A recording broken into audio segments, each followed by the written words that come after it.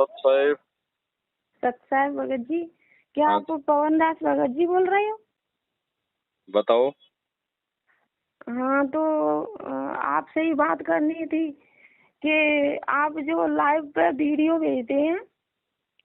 अच्छा। हाँ, तो मैं अभी सन 2021 में जुड़ी हूँ गुरुजी से। जी बहन जी। मैंने अभी नाम लिया था अगली साल, तो उसी वजह से मैंने यही नामदान केंद्रों से नाम लिया था। भिंड, मैं मध्य प्रदेश में भिंड जिला से बोल रही हूँ। जी। तो फिर क्या है कि वहाँ पे जब ये 14 जून को कबीर साहिब जी का प्रकोत्सव हुआ, तो यहाँ पे सब लोग यानी भगत सिंह जी ने कहा था कि आप वहाँ पे विशाल भंडारा हो रहा है, वहाँ पे जाओ। तो मैं तैयार थी जाने के लिए, लेकिन मैं अपने पूरे परिवार में मैं ही जुड़ी हूँ गुरु जी से। तो ये बात तो सब जानते ही हैं कि एक भगत पूरे परिवार में होता है तो उनको कितनी दिक्कत होती है। तो उस बात से क्या नाम है, मैं जब जा रही थी 14 जून को, तो अचानक 2 दिन पहले मैंने सारी व्यवस्था कर रही थी और ये टिकट वगैरह भी, बस जा रही थी तो उसका भी टिकट वगैरह करवा लिया था। जैसे तैसे भगवान जी की, गुरु जी की कृपा हुई कि मेरे पति वो भी तैयार हो गए हर काम के लिए। तो फिर मैं तैयार होगी, लेकिन 12 तारीख को सुबह सुबह मेरे पे आपका वीडियो आया। तो मैंने वीडियो देखा तो मुझे एकदम से अचानक ऐसा लगा कि गुरुजी का संदेश एकदम मेरे लिए ये कहाँ से आया। मैं तो भगत जी आपको जानती भी नहीं थी, लेकिन यूट्यूब पर देखती रहती थी सत्संग गुरुजी का। तो देखा तो आपकी वाणी से मेरे एकदम सारे शरीर के रोंगटे खड़े हो गए कि ये भगत जी क्या बात कह रहे हैं। आज इन्होंने तो मेरी आंखें खोल दी बिल्कुल। मैं तो अंधी थी जो जा रही थी भंडारे में। तो बात सुन के फिर मैंने कैंसिल कर दिया कि मैं नहीं जाऊंगी। लेकिन सारे भगत जी बोल रहे थे कि अरे आई नहीं, आप आई नहीं।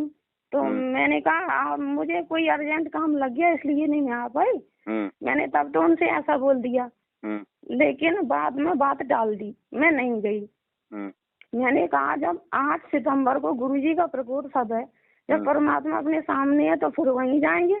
जब भगत जी ने मुझे समझा दिया है तो अपने घर पे मनाएंगे जब वो है त्योहार। तो फिर क्या नाम है, जब और भगत जी फिर मेरे बाद में अभी 2 दिन पहले घर पे आए कि अब बताओ आप क्यों नहीं गई भंडारे में। तो मैंने कहा कि देखो मैं तो नहीं बता पाऊंगी, क्योंकि मैंने कुछ सुना है कुछ समझा है, तो मेरी इतनी वाणी है नहीं कि मैं आपको बता दूं गुरुजी का ज्ञान। लेकिन मैं पवन दास भगत जी का आपको वीडियो दिखा रही हूँ, ये देख लो। अगर इसमें आपको सही लगे तो आ जाओ, और नहीं सही लगे तो मत जाओ।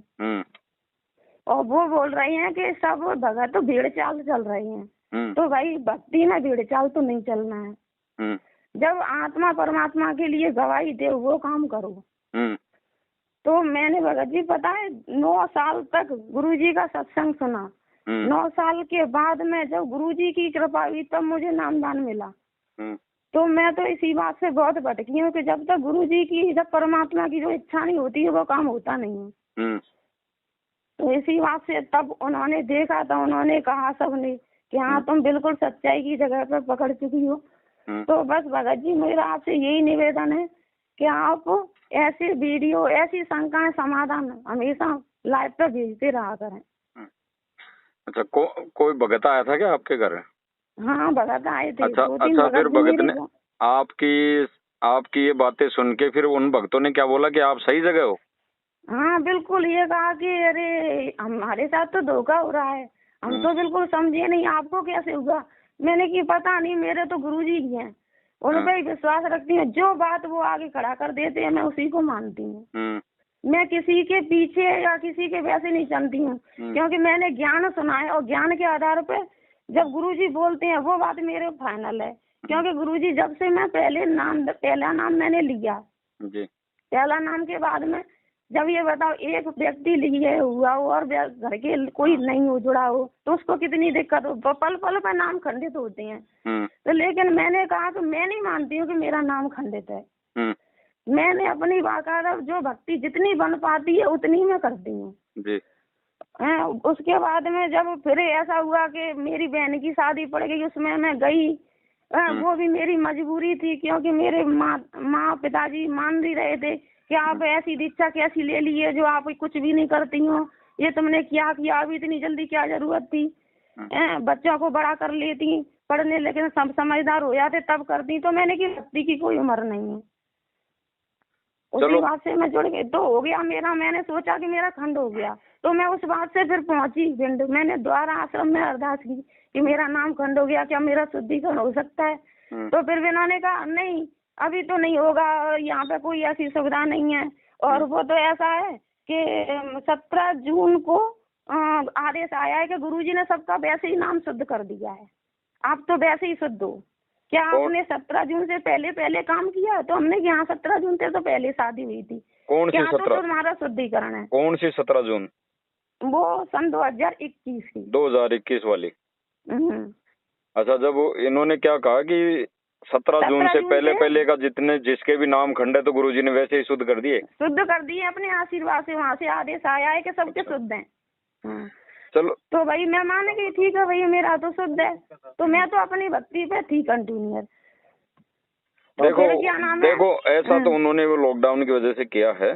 और रही बात है कि दास आपसे प्रार्थना यही करेगा, सच्चाई जो है अभी फोन पे भी बता सकते हैं आपको, लेकिन वैसे आप कम समझ पाओगी। आपके जो ये नंबर है व्हाट्सएप नंबर हो, तो आपके जो नंबर यही है या व्हाट्सएप नंबर है दे दो। आप जी के पास जो भी वीडियो है आप जी को आते रहेंगे, डालते रहेंगे, तो आप उनको देख के ज्यादा समझोगे। कोई जगह ना समझ पाओ तो कॉल कर लेना। हाँ, ये बात सही है। लेकिन फिर दूसरी बात ये यही भगत जी है तो परमात्मा ही, क्योंकि मैंने दूसरा नाम लिया तो मैं कंटिन्यू 4 बार 5 बार बराबर आश्रम के चक्कर लगाऊं और रोती चली आऊं। जो कुछ भी पूछे उन्हें फाइनल जवाब दूं, यानी जो कुछ उन्होंने पूछा जाता है कि ये कमलों में किसका वास है, यानी जो इंटरव्यू लेता है तो वो मैंने दिया। तो ये समझ लो उन्होंने मुझे इतना रुलाया, आखिरी चांस में तो मैं ये गुरुजी से घर से प्रार्थना करके गई, गुरुजी आज नाम नहीं, अगर तुमने मुझे सतनाम दिया तो मैं ये समझूंगी कि तू भक्तों की पुकार सुनता नहीं है।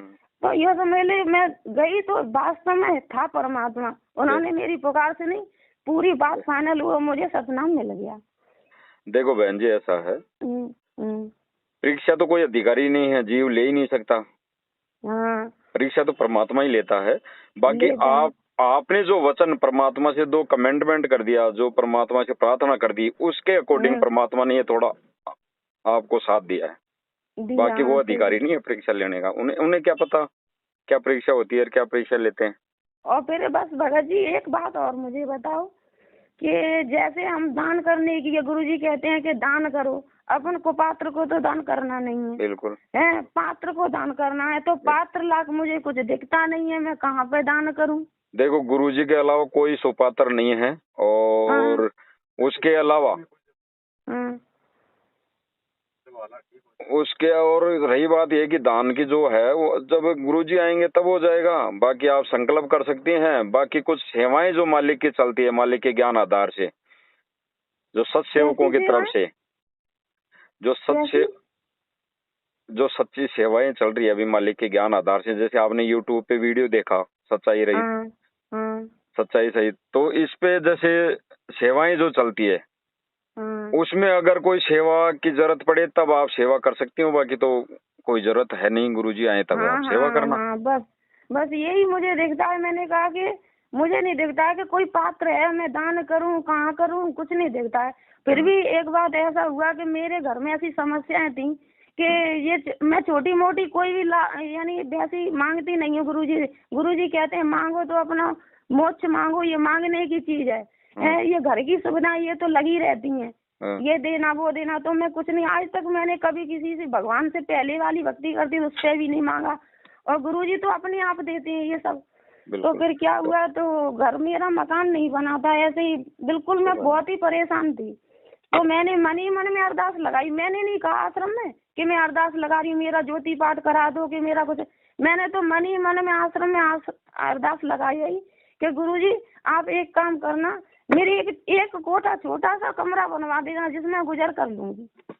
तो आज मैं समझ नहीं पा रही हूँ, मेरे गुरु जी ने इतना बड़ा घर बनवाया है कि मैं कुछ नहीं समझ पा रही हूँ। बताओगे ना। तो फिर मैंने बोल दिया कि मैं कुछ दान कराऊंगी आश्रम में, तो मैं 5,000 रुपए आश्रम में दान कर आई। फिर भी क्या पता, अब बात भी करते तो कोई दिक्कत नहीं, कोई बहन जी नहीं। हेलो सत्साई बहन जी, दास थोड़ा गाड़ी चला रहा था, वो कजोड़ भगत जी बात कर रहे थे आपसे। ठीक है ठीक है। हाँ ठीक है बहन जी, वो आपका नंबर व्हाट्सएप में जोड़ देंगे, आपके पास आते रहेंगे मैसेज वगैरह। ठीक है ठीक है। हाँ सत्साई। सत्साई।